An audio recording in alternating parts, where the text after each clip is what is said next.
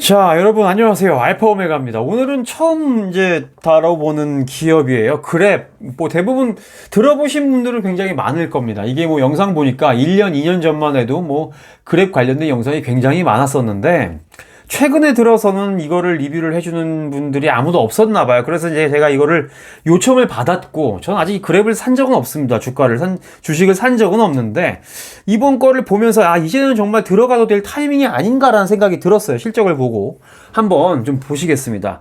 자, 일단 1분기 실적이고요. 드라이빙 서스테이너블 그로스 해가지고, 지금 지속 가능한 성장을 이제 드라이빙 하고 있다.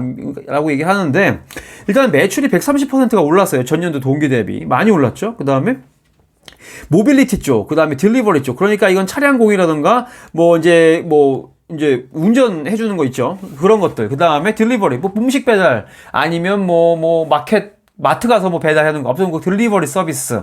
그런 거에 GMV가 5%가 늘어났다라고 얘기를 합니다. 이 GMV가 뭐냐면, 사실 이제 얘네들이 굉장히 많은 기사분들이 있을 거예요. 기사분들이 있을 것이고, 그 다음에 배달하시는 분들도 있을 텐데, 이런 분들이 모든 매출을 올리면서 든 비용까지 다 합치는 겁니다. 이 GMV는. 그래서 이 GMV를 잠깐 이제 말씀을 좀 드릴게요. 이 GMV가 왜 중요하냐면, 이렇게 전자상거래 업체에서 이거에 대한 이 가격이 GMV가 올라가느냐 혹은 내려가느냐가 업체의 기업 가치 평가시 굉장히 중요한 지표가 되고 있다. 그래서 A라는 회사가 정말 이게 상거래를 잘 하고 있느냐를 보려면 이 GMV 수치를 보면 된다라고 이제 얘기를 하는 거죠. 그래서 GMV는 사실 그 회사의 매출에다가 뭘 더하냐면요. 예를 들어서 그랩을 예를 들면 톨비, 얘를 이제 예를 들어서 미국 사람이 음식을 시켰다고 합시다. 그러면 말레이시아에서 시켰다고 합시다. 말레이시아 주문을 갖다 주면 미국 사람이 땡큐 이러면서 팁 줄 거 아닙니까? 이런 팁들도 다 포함을 한다는 거예요. 그 다음에 자, 말레이시아 공항 딱 갔습니다. 그래서 우리 쿠알라룸푸르 갑시다. 이렇게 했는데 이제 차를 타고 가겠죠. 근데 미국 사람들은 팁도 줄 테지만 고속도로 통행료도 있겠죠. 톨과 톨베이트 이런 거, 통행료, 이런 모든 비용들을 다 합친 게 GMV다. 그래서 이 GMV가 훨씬 더 매출, 레비뉴보다는 수치가 굉장히 큽니다. 그래서 어쨌든 여기서 제가 말씀드리고 싶은 거는 이 GMV가 올라가느냐 내려가느냐에 따라서 이 상거래 업체가 지금 돈을 잘 벌고 있구나, 혹은 활발하게 영업을 하고 있구나, 그런 것들을 이제 평가를 할 수가 있는데, 2023년도 1분기에 이 GMV 값이 5%가 올랐더라라고 이제 얘기를 해주고 있는 겁니다. 이건 그 뜻이에요. 자, 그 다음에 improvement in EBITDA loss예요. 그러니까 세전 영업이익이 얘들 사실 손실이죠. 손실이 조금 더 개선됐다라고 얘기를 하면서 전년 동기 대비 77%가 더 좋아졌다라고 이제 얘기를 하는 겁니다. 그 다음에 세전 영업이익의 마진율, 수익률이 1.3%, 마이너스 1.3%인데 이것도 많이 좀 좋아졌다라고 이제 얘기를 하고 있는 것 같아요. 그러니까 점점 더 이제 개선을 해 가면서 손해보는 거를 조금씩 줄여나가고 있다. 이렇게 이해를 하시면 될 것 같습니다. 자, 그리고 비즈니스 업데이트를 보면 리커버리 인 투어리즘이에요. 그러니까 지금 우리들이 아니죠. 많은 사람들이 여태까지 여행을 못 갔는데 얼마 전부터 여행을 미친 듯이 가고 있단 말이죠. 그러면서 우리가 이제 그랩에서 매출이 올라가고 있냐? 라이드 헤일링이 늘어나고 있다라는 겁니다. 그래서 여기 지금 보시면 공항 얘기 나오죠. 공항에서 보통 우리가 호텔로 갈 때 굉장히 장거리잖아요. 그 밤중에 도착하면 택시를 타기도 좀 뭐하고, 그래서 조금 더 싼 그랩을 불러가지고 우리가 이동을 하는데, 이거 지금 봤더니 쿼털리로 굉장히 늘어나고 있다는 거죠. 그래서 2023년도 1분기와 2022년도 1분기, 그러니까 YOY죠. 했더니 이 133%가 증가했더라. 그러니까 우리가 지금 여행이 폭발적으로 증가를 하면서 이렇게 늘어나고 있죠. 앞으로 더 늘어나겠죠. 이런 것들이 지금 굉장히 좋은 징후를 보이고 있다. 좋은 사인을 보내고 있다라는 겁니다. 그래서 우리가 그러니까 우리가 코로나19가 터지기 전까지 올라가려면 아직도 70% 정도 더 올라갈 여지가 있더라라는 겁니다. 그러니까 매출이 더 발생할 여지가 아직까지 많이 남아있더라라고 우리가 이해를 하면 되겠죠. 자, 요거에서 가끔 중간중간 이렇게 좀 문단이 나오는데, 이건 뭐냐면, 컨퍼런스 콜이에요. 컨퍼런스 콜에서 제가 요게 발표했던 것들에 관련된 것들을 조금씩 이렇게 편집을 해왔는데, 여기서 또 이제 어떤 얘기를 하냐면요. 여기서 이제 인공지능 얘기도 합니다. 이 그랩에서 인공지능 얘기도 하는데, 자, 우리의 그 플랫폼에서 가장 중요한 역할, 굉장히 중요한 역할을 하는 게 바로 이 인공지능이다라고 얘기를 합니다. 그러면서 우리의 굉장히 그 유니크하고 독특하고 굉장히 다빈도의 그런 데이터셋, 그러니까 굉장히 데이터가 풍부하다라는 거죠. 그래서 그 데이터들을 모아봤더니 굉장히 경쟁력 있는 이점이 되더라라는 겁니다. 그래서 우리의 그런 배달하시는 배달 기사분들, 아니면 운전을 해갖고 고객들을 왔다 갔다 하는 그런 드라이버, 이것도 기사네요. 이런 기사들에게 굉장히 돈을 많이 벌 수 있게 하는 그런 데이터를 얘네들이 쏴준다라는 거죠. 그래서 그걸 뭐라고 하냐면 히트맵이라고 한답니다. 히트맵을 제공을 함으로써 이렇게 그랩에서 일을 하고 있는 사람들이 더 많은 매출을 올릴 수 있도록 데이터를 제공하는데, 거기에 인공지능이 굉장히 큰 역할을 했다라고 얘기를 하는 겁니다. 그래서 점점 너희 데이터가 쌓이고 쌓일수록 굉장히 좀 더 폭발적으로 이렇게 늘어날 것 같다라고 얘기를 하는 거죠. 이렇게 얘기를 하고 있습니다. 그래서 여기 뭐 한글로 이렇게 해놨는데 벌써 제가 이미 다 얘기를 했네요. 그래서 여기가 지금 말씀드린 거는, 자, 투어리즘 라이드 헤일링 디맨드다. 그래서 뭐 공항뿐만 아니라 여행객들이 그 나라 가면 어디서 어디까지 장거리 여행할 때, 장거리 이동할 때, 그랩 부르더라. 이렇게 이해를 하시면 될 것 같습니다.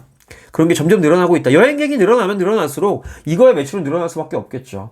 자, 그 다음에 이것도 중요한 게 드라이버 서플라이가 늘어나고 있다. 그러니까 이게 지금 점점점 이제 그랩이 좀 돈이 된다. 그랩을 찾는 사람들이 늘어나니까 점점 이제 그 현지에서 나도 이제 운전을 좀 해가지고 돈을 벌겠다라고 하면서 우버란다. 죄송합니다. 그랩에 들어오는 운전기사들이 늘어나고 있더라라는 겁니다. 그래서 여기 지금 보시면 토탈 액티브 드라이버 온라인 아워예요. 그러니까 그랩 운전기사를 투잡을 하시는 분도 계시겠죠. 뭐 낮에는 회사 다니다가 밤에는 뭐 그랩 운전자 하는데, 이 그랩 운전자가 지금 손님을 기다리고 대기하는 시간 온라인 아워라고 하는데, 그 시간들이 점점 늘어나고 있다라는 거죠. 그러니까 이 온라인 아워가 늘어난다는 건 뭐냐면 원활한 서비스를 제공할 수 있다라는 겁니다. 예를 들어서 A라는 사람이 그랩을 불렀는데 그랩이 안 와. 그럼 이거 싸겠습니까? 쓰겠어요? 안 쓴단 말이에요. 그런데 부르면 제깍제깍 온다. 기다리고 있는 드라이버들이 많으면 많을수록 그랩이 가져가는 매출은 올라갈 수밖에 없더라. 근데 이게 지금 전년 동기 대비 14%가 올라가고 있다. 아마 점점 더 올라가겠죠. 그죠? 자, 그 다음 거 볼게요. 또 보면 이건 뭐냐면, 자, 딜리버리 관련해가지고 뭐 음식 배달이 될 수가 있겠죠. 그거에 관련해가지고 굉장히 강한 반등을 지금 보고 있다라고 얘기를 합니다. 그래서 지금 보시면 여기 지금 줄어들었던 곳은 중국 춘절인가 뭐 뉴이어예요. 그다음 그쪽 그다음 많이 줄죠. 그다음에 라마단이 뭐냐 봤더니 한 달 동안 낮에는 금식을 한다고 합니다. 근데 지금 이슬람교가 말레이시아 60%라고 해요. 그러니까 그 말레이시아에 있는 대부분 절반이 넘는 사람이 라마단 기간에는 뭘 안 사겠죠. 먹을 걸 안 시킬 거란 말이에요. 그러니까 이렇게 매출이 많이 줄어들었다. 그러면서 이제 1분기 때는 요거 때문에 약간 주춤했다라고 이제 얘기를 하지만 요거 제외한 요 영역에서 계속해서 상승하는 그런 트렌드를 보이고 있더라. 그래서 스트롱 리바운드를 봤다라고 이제 얘기를 하는 겁니다. 임원진이. 그렇게 이해를 하시면 될 것 같아요. 자, 그리고 지금 브레이크 이븐이라고 하죠. 이게 손익분기점입니다. 그래서 이제 0이 있고요. 이 아래에 있으면 손실을 보는 것이고, 이쪽에 위에 올라가면은 돈을 흑자 전환인데, 여기 딱 0. 흑자도 아니고 적자도 아닌 요 점이 지금 타임라인에 뭐 이제 어치빙 했다, 뭐 다다랐다라고 이제 얘기하는 거죠. 그러면서 일단 벌써 2022년도 3분기부터는 딜리버리 세그먼트, 그러니까 배달 쪽은 이미 지금 에비타가 플러스로 전환을 했죠. 그 다음에 그룹 어드저스트 에비타. 근데 이거를 다 통틀어서 그랩 전체로 봤을 때는 여전히 마이너스 1.3%다라고 얘기는 하지만, 어쨌든 조만간 이런 추세로 간다고 하면 전체적인 그런 에비타도 얼마 안 있어서 흑자로 올라갈 것이다 라고 이제 얘기를 하는 것 같아요. 그래서 이제 올라가고 있다는 게 굉장히 중요한 거죠. 요 선은 제가 긋은 겁니다. 자, 그래서 지금 여기 보시면 컨솔리데이티드 그룹이라고 그래가지고, 자, 볼게요. 지금 GMV 나오죠. 아까 말씀드렸던 거 그로스 머천다이즈 밸류, 그러니까 매출보다 매출 더하기 뭐 톨비 팁 받은 거 다 합친 거, 요게 지금 봤더니 전년도 동기 대비 조금 올랐습니다. 5% 아까 올랐다고 제가 말씀을 드렸잖아요. 어쨌든 점점 이제 그랩을 쓰는 사람들이 늘어나니까 여기서 발생하는 비용들도 같이 늘어나고 있다라고 보시면 될 것 같고, 이거는 좋은 사인이다라고 이해를 하시면 됩니다.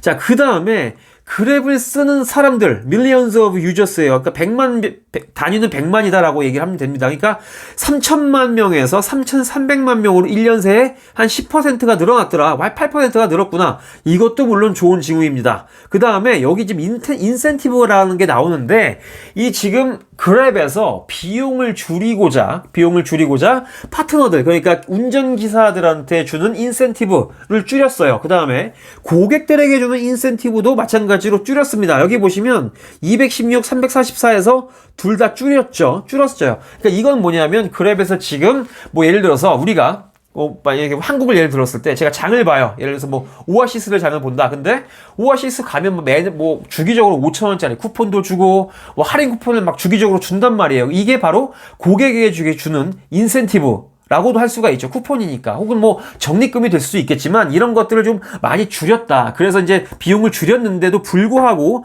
매출은 늘더라라는 겁니다. 그러니까 이건 무슨 뜻이냐면, 지금 그랩이 말레이시아 외 아세안 지역에서의 그런 차지하는 그런 뭐랄까요, 점유율이 굉장히 높기 때문에, 굉장히 사람들의 삶을 이미 파고들었기 때문에 사람들한테 굳이 쿠폰을 주거나 적립금을 안 쌓아도 사람들이 쓴다라는 거죠. 이게 굉장히 중요한 겁니다. 요걸 한번 생각을 해보시면, 자, 지금 우리가 그랩을 봤을 때 굉장히 지금 주가도 완전 바닥인 것 같던데 굉장히 좋은 신호들을 보내고 있지 않나? 라고 이렇게 우리가 이해를 할 수가 있겠죠. 자, 그래서 여기 지금 보시면 여기도 인센티브 얘기가 나오죠. 인센티브 얘기가 나오는데, 지금 딜리버리 쪽, 모빌리티 쪽, 그 다음에 파이낸셜 쪽, 엔터프라이즈, 기업 쪽 다 저번보다 인센티브를 많이 줄였더라 라고 이제 우리가 이해를 하시면 될 것 같습니다. 이렇게 이해를 하시면 될 것 같고요. 자, 그리고 이것도 지금 이제 컨퍼런스 어닝콜에서 가져왔는데, 우리가 경영진이 얘기를 합니다. 우리가 굉장히 가파르게 줄였다. 인센티브를 줄였음에도 불구하고 우리는 우리의 그 포지션에서 굉장히 강한 것을 알 수가 있었다. 강할 수 있었다라는 거죠. 이거 왜냐면 우리가 지금 특히 이제 푸드 딜리버리, 음식 배달 플랫폼에서 사우스 이스트 아시아, 동남아시아에서 굉장히 큰 플랫폼이기 때문에 사람들이 대부분 우리가 인센티브를 주지 않아도 사람들이 우리를 이용하더라 라고 경영진도 이렇게 얘기를 했다는 거 참고를 하시면 좋을 것 같습니다. 그리고 또 어떤 얘기했냐? 앞으로 우리가 더 비용에 대한 것을 최적화하기 위해서 이런 것들을 앞으로 계속 더 줄여나갈 거다라고 이제 얘기를 한 거예요. 인센티브를 더 줄이겠다. 오케이, 이렇게 이해를 하시면 될 것 같습니다. 자, 그리고 여기서 제가 조금 특이한 걸 하나 발견을 했는데, 자, 여기 보시면요, 리저널 코퍼레이트 코스트라는 게 또 하나가 있더라고요. 여기 보시면 지금 에비타가 나왔어요. 이미 에비타가 나왔습니다. 150밀리언이라는 게 나왔는데, 여기서도 또 어떤 비용을 차감을 하는데, 이 비용이 만만치가 않아요. 216밀리언 달러가 나와버립니다. 그래서 넷 러스가 나요. 250밀리언 달러를 적자를 보게 되는데, 야, 이게 뭐냐? 이게 지금 굉장히 특이해서 한번 생각을 해봤거든요. 이 리저널 코퍼레이트 코스트를 얘네들이 뭐라고 설명을 하고 있냐면, 그 각 지역에서, 자, 볼게요. 자, 리저널 코퍼레이트 코스트가 나오죠? 여기 보이시나요? 이게 뭐냐면, 어떤 certain regional이에요. 그러니까 특정한 어떤 특정 지역에서의 R&D 비용, 그 다음에 판관 비용, 이런 것들을 지금 얘기를 하고 있거든요. 사실 우리가 이런 비용들은 어디서 빼냐면 오퍼레이팅 익스펜시스에서 빼게 돼 있습니다. 자, 여러분들 요거 한번 보세요. 이게 일반적으로 만약에 예를 들어서 이번에 매출이 525밀리언 달러였습니다. 그랩에. 그럼 여기서 뭘 뺍니까? 판매 원가를 빼죠. 커스트 오브 구츠 솔드를 빼면 그로스 프로핏이 나와요. 그래서 그로스 프로핏에서 우리가 잘 아는 판매 비용, 판관비, 그 다음에 관리비, 이런 것들을 빼면요, 오퍼레이팅 인컴이 나옵니다. 오퍼레이팅 인컴이 나오고, 여기서 약간의 영업 외 수익을 이제 더해주면 에비타가 나옵니다. 에비타가 나오게 되면 이제 여기서 이제 넷인컴이 나오는데 특이한 건 뭐냐면 여기까지는 굉장히 일반적인데 여기서 요걸 또 빼준다는 겁니다. 리저널 코퍼레이트 코스트를. 그것도 굉장히 큰 규모가 커요. 250밀리언 달러를 빼버립니다. 그래서 보시면 여기 보면 에비타가 나왔죠. 자, 좀 작게 놓고 볼게요. 자, 이거 지우고 지금 1차적으로 오퍼레이팅 익스펜시스 같은 걸 다 뺐을 거예요. 분명히 이런 걸 빼고 이 에비타가 나왔는데 여기서 또 특정 지역의 판관비라던가 R&D 비용을 또 빼준다. 그러니까 오퍼레이팅 익스펜시스가 얘는 두 번이 있는 거죠. 두 번이 있는 겁니다. 그래서 이건 좀 여러분들이 아시면 좋을 것 같아서 좀 가지고 왔고 저도 좀 신기해서 정리를 했는데 어쨌든 이렇게 오퍼레이팅 익스펜스가 두 번이 빠지더라 라고 얘기를 하고 있습니다. 그래서 뭐 얘네들이 여기는 안 갖고 왔지만 어닝콜에서 우리가 이 지금 오퍼레이팅 그 리저널 코퍼레이트 코스트도 지금 줄이기 위해서 노력을 하고 있다라는 얘기도 해요. 그래서 그거는 좀 이제 뭐 참고를 하시면 좋을 것 같습니다. 자, 그래서 이제 요거 이제 거의 다 왔는데 넷 캐시 리퀴디티에 돈 얼마 있냐? 그러면 우리가 현금과 현금성 자산이 2351밀리언이라는 것은 2.35빌리언이겠죠.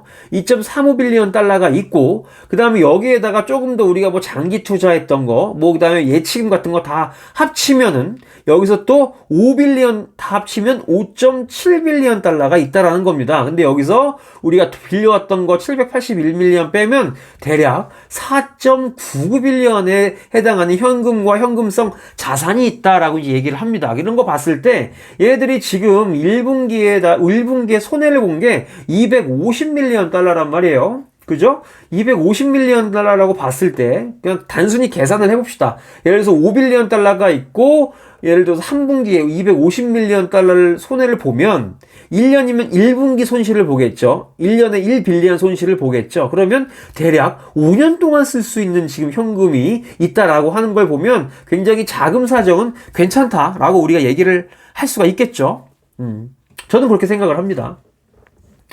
자, 그래서 지금 딜리버리 쪽, 그 다음에 모빌리티 쪽, 그 다음에 파이낸셜 서비스 쪽 이제 간단하게 이제 수치 한번 보고 이게 제일 중요한 거죠. 실제 한번 보겠습니다. 자, 일단은 배달 쪽이에요. 자, 매출 이렇게 올라갔습니다. YOY 217%가 올라갔어요. 그 다음에 이제 여기서 보면 에비타가 이 세그먼트, 이 배달 쪽만 봤을 때 에비타는 지금 전년도 동기 대비해가지고 양전했습니다. 플러스로 바뀌었어요. 굉장히 딜리버리 좋고요. 모빌리티 쪽은 원래 플러스였습니다. 원래 플러스였는데 많이 올랐어요. 매출도 많이 올랐더라. 그래서 전년도 동기 대비 77%가 올랐다. 모빌리티도 괜찮죠. 그 다음에 딜리버리도 괜찮았고, 그 다음에 파이낸셜 서비스입니다. 이거 뭡니까? 제가 그랩 앱은 써보진 않았지만 얘네들이 지금 일단 은행을 만들었어요. 싱가포르에. 그 다음에 말레이시아에도 지금 말레이시아 쪽에도 지금 은행을 만든 건지 만들려고 노력을 하고 있는 건지 모르겠지만 어쨌든 요 파이낸셜 서비스도 있습니다. 요거는 지금 근데 레비뉴가 이것도 굉장히 많이 늘어났죠. 매출이 245%가 늘어났다. 얘네들이 지금 싱가포르에서 뭐 하냐면요. 대출해줍니다. 이 대출해주고요. 얘네들이 지금 은행에 대한 우리가 이제 소파이를 예전에 많이 공부를 했잖아요. 만약에 은행을 하게 되잖아요. 그러면 이 사람들이 고객에게 돈을 받죠. 디포짓. 예치금을 받습니다. 많은 사람들이 저금을 할 거 아니에요. 그럼 이 저금을 가지고 얘네들이 대출을 해줘요. 더 비싼 이자를 받고. 그래서 이 이자를 받고 이제 얘네들이 돈을 벌게 되는데 어쨌든 거기서 발생한 매출이 38밀리언 달러다. 245% 늘어났더라. 라고 이제 얘기를 합니다. 그런데 여전히 이 파이낸셜 쪽은 에비타가 마이너스예요. 마이너스지만 어쨌든 좀 개선이 되고 하고 있다라는 거 참고를 하시면 좋을 것 같습니다.